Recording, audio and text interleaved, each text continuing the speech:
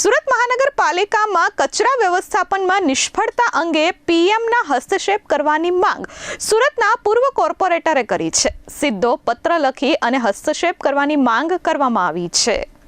પૂર્વ કોર્પોરેટર વિજય પાનસુરિયાએ પીએમ નરેન્દ્ર મોદીને પત્ર લખ્યો છે. સુરત મહાનગરપાલિકાની કચરા વ્યવસ્થાપનમાં નિષ્ફળતા અંગે હસ્તક્ષેપ કરવાની માંગ પત્ર દ્વારા કરી છે. તેમણે જણાવ્યું કે સુરત મ્યુનિસિપલ કોર્પોરેશનને કેન્દ્ર સરકારની સ્વચ્છ ભારત મિશન હેઠળની સુપર સ્વચ્છ લીગમાં ટોપ 3માં સ્થાન મળ્યું હોવા છતાં વાસ્તવિક સ્થિતિ ખૂબ ગંભીર છે. તેમના જણાવ્યા મુજબ સુરતમાં દરરોજ 3000 મેટ્રિક ટનથી વધુ સોલિડ કચરો ઉત્પન્ન થાય છે, પરંતુ તેનો વૈજ્ઞાનિક નિકાલ પૂરતો નથી.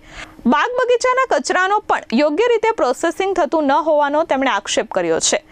MOHUAને પાઠવાયેલા અહેવાલોમાં ગેરરીતિઓ દર્શાવી તેમણે સ્વતંત્ર ઓડિટ, ડેટાની તપાસ અને જવાબદારી નક્કી કરવાની માંગ કરી છે. પ્રધાનમંત્રીશ્રીને પત્ર લખવાની જરૂર એટલે પડી છે કે સુરત મહાનગરપાલિકાને સ્વચ્છતા લીગમાં સ્વચ્છ મિશન અંતર્ગત એમને સ્થાન મેળવ્યું છે. આ સ્થાન મેળવવા માટે જે પણ માહિતી, જે ડેટા, જે મેન્યુપ્યુલેટેડ ડેટા રજૂ કર્યા છે એ બાબતનો પત્ર માનનીય પ્રધાનમંત્રીશ્રીને વિડીયોગ્રાફી અને પુરાવા સાથે લખ્યો છે. તે પુરાવાઓમાં સુરત શહેરમાંથી જે રોજનો 3000 મેટ્રિક ટન કચરો નીકળે છે તેનો ખજોદ ડમ્પિંગ સાઇટ પર સાયન્ટિફિક વે નિકાલ નથી કરતો એના પુરાવા રજૂ કર્યા છે. સાથે સાથે જે પણ ત્યાં જે ડમ્પિંગ સાઇટ પર ફક્ત આઉટડેટેડ મશીનરી છે, 500 થી 600 મેટ્રિક ટનનો જ કચરો નિકાલ કરવાની કેપેસિટી છે, તો બાકીનો જે 2500 મેટ્રિક ટન કચરો છે એનો નિકાલ નથી થતો.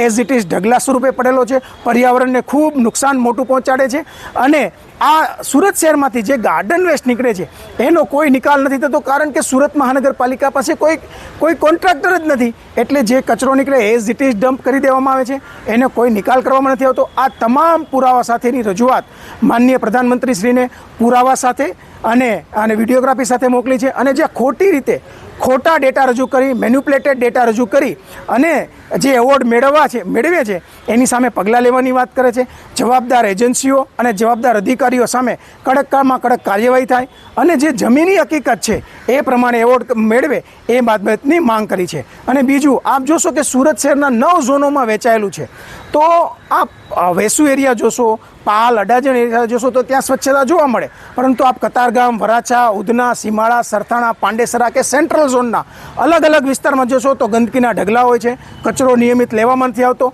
આ તમામ બાબતો દર્શાવે છે કે જે એવોર્ડ મેળવવામાં આવે છે એ ખોટી રીતે, ખોટા આંકડા રજૂ કરીને, ખોટી માહિતી રજૂ કરીને મેળવવામાં આવે છે. જમીની હકીકત તદ્દન વિપરીત છે. જો જમીની હકીકતના આધારે એવોર્ડ લેવામાં આવે તો કયું સ્થાન મળે એ જોવાનું રહ્યું, અને એવોર્ડ બી જમીની હકીકતના આધારે જ મળવો જોઈએ, નહીં કે ખોટા અને મેન્યુપ્યુલેટ ડેટાના આધારે. Bureau report S24 news, Surat.